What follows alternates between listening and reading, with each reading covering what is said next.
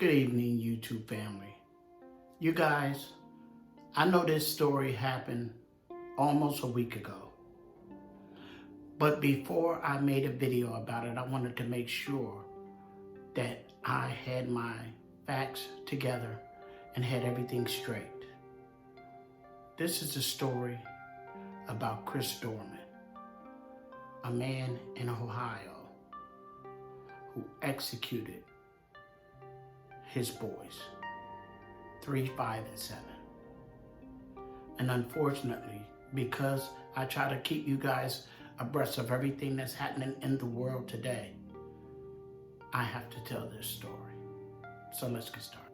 Chad Doerner confessed to killing his 3 sons, 3, 5, and 7, on June 15th in Richmond, Ohio. This was something that he said he planned for months. When police arrived, Doerner was calmly sitting on the porch, and the 3 boys were in the front yard, dead. Police ordered him to stand up and get on the ground, but he didn't. He had a rifle right next to him. The police were forced to pull him away from the rifle and throw him to the ground and handcuff him. While being handcuffed, he kept turning around to the police repeatedly saying, "I won't hurt you. I won't hurt you. I won't hurt you." And for police to believe that that could possibly be true while they're looking at 3 dead children in the yard, I can't even comprehend. When he got to court, the assistant prosecutor said that one of the boys was able to flee thanks to the mother interceding in this traumatic event in which Doerner shot his wife in the hand. Doerner then raced out of the house, caught the boy, brought him back to where everyone else was, and proceeded to execute him in front of everyone else.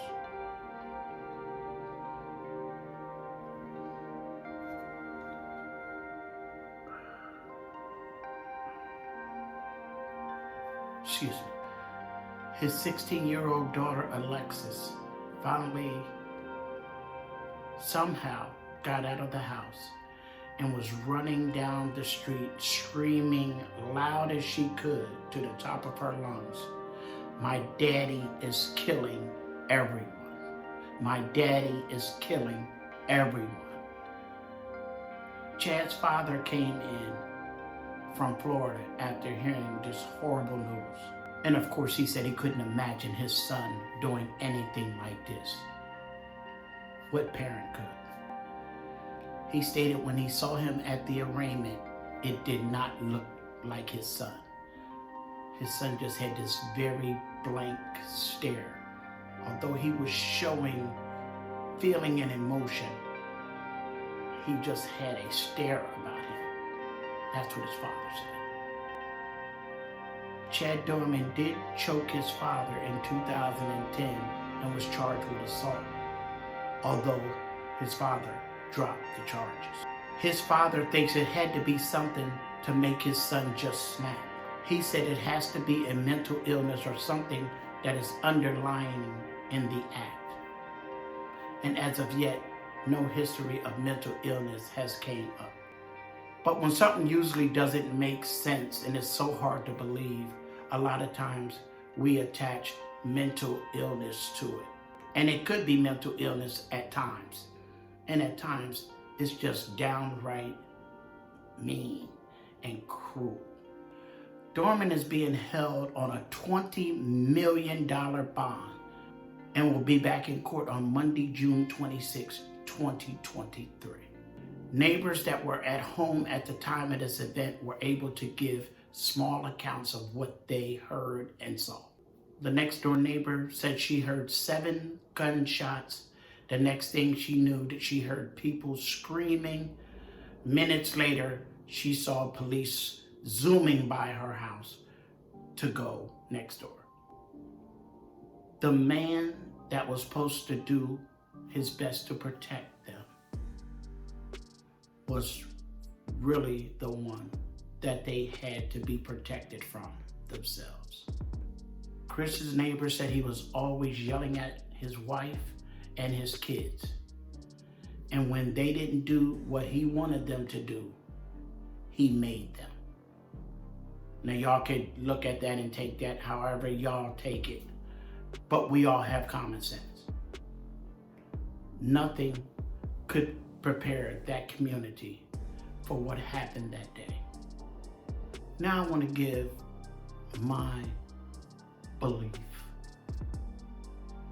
I truly do believe there is some kind of mental health component or a mental illness component. A lot of people could be suffering from a mental illness or have mental health issues, and the only difference in them and someone that's taking medicine is a diagnosis. I'm not excusing anything that happened. I think that was a horrible thing that was done. I'm just looking at it from a father's perspective, and what would it take for me to do that to anyone, let alone my 3, 5, and 7-year-old. If there is a mental illness component, it will come up during the court proceedings. It doesn't take away from what the person did, but it helps with the why, because right now, the why is the biggest thing.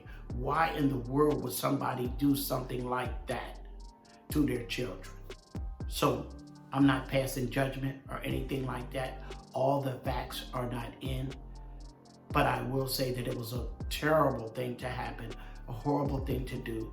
My prayers definitely go out to any family members, their friends. I can only imagine how traumatizing that was for the mother and that 16-year-old girl to have to sit there and witness the execution of their brothers and their children. They will definitely need help in terms of trauma and post-traumatic stress and all of the things that I normally talk about on this channel. If you like anything I said in this video, hit the like button, hit the subscribe, leave a comment, and I don't know what else to say. Leave a Man is out.